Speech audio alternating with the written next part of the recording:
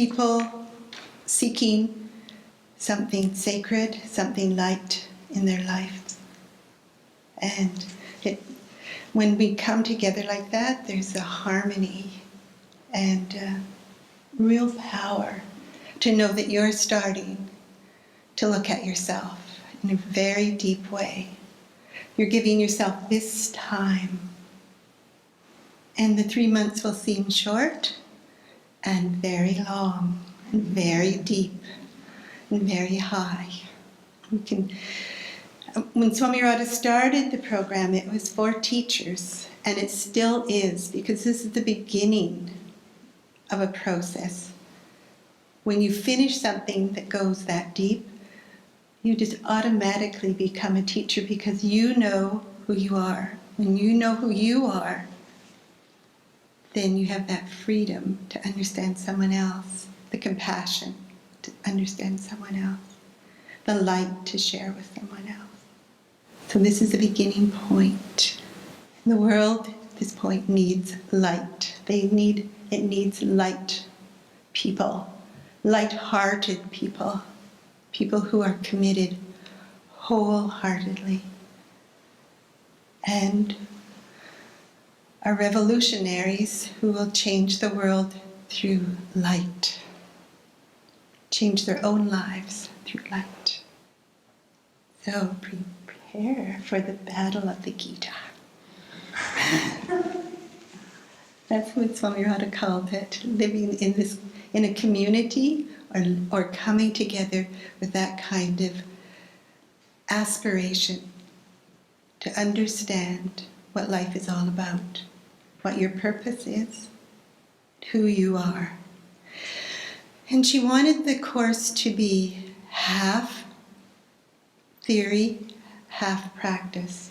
And what you have then is a space and a time where you're held in the teachings, in a system of teachings. And so each day you enter and each day you start and work through knowing that you're supported by this sacred space, by the commitment of the people here, and by your own commitment to go beyond your limitations, the barriers, or even the coverings that you've put up in order to protect yourself to this time. So you step in to a place where you can explore and expand. She'd warned people at the beginning, and we do too, that, there'll come a time when you think the best thing would be to leave. And then you stay. And you face what's there. You face the wall, because if you go somewhere else, it's going to come with you. But if you can go through it, it's like the Kundalini system. It offers you another level of your being and understanding. You can stay stuck in the mud, or you can move forward into a lighter, more expansive view of yourself and acceptance of that. So the people who are in the course are experiencing this, but the people who live here every year experience this too, because it's a time when people are going in. And it's like we have this sacred covering. There's an image of the goddess who spreads herself right across the whole world, and her body is full of stars. And it's like this temple. So every night we have this place to come back to recognize who we are and why we're here, and to approach the divine, to make yourself available for those moments, whether it's in the temple or in the class or in the work. Those are the gems. The whole idea was that she wanted to make people aware. She wanted to build awareness, self-mastery, being your own master and not letting your emotions or the influences impinge on what you really, really know It's to gain strength and nourish that part so that it becomes stronger. And you work from there, from that source of light, from that ability to expand into light, to keep a little flame alive. So you all came searching, seeking the light. And then you have the support of all the other people who are doing the same thing. You become mirrors.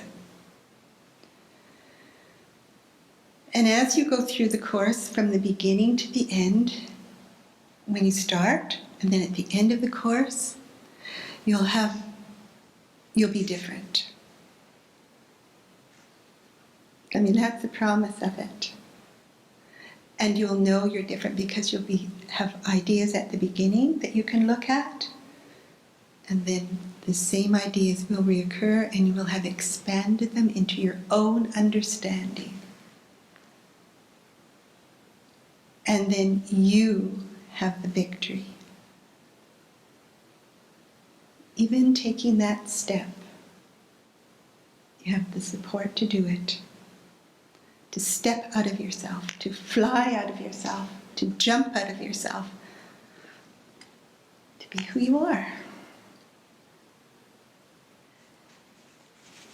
So if you cooperate with the process, you'll come to that understanding, and it'll be so much easier. You'll be happy, and you can make yourself joyful every day. No matter how bad, there's a space, there's a ring of joy somewhere in the day. Because we live in this setting that's working so hard to be beautiful. The lake, the trees, everything. You have everything that you'll need. I think it's really important that we have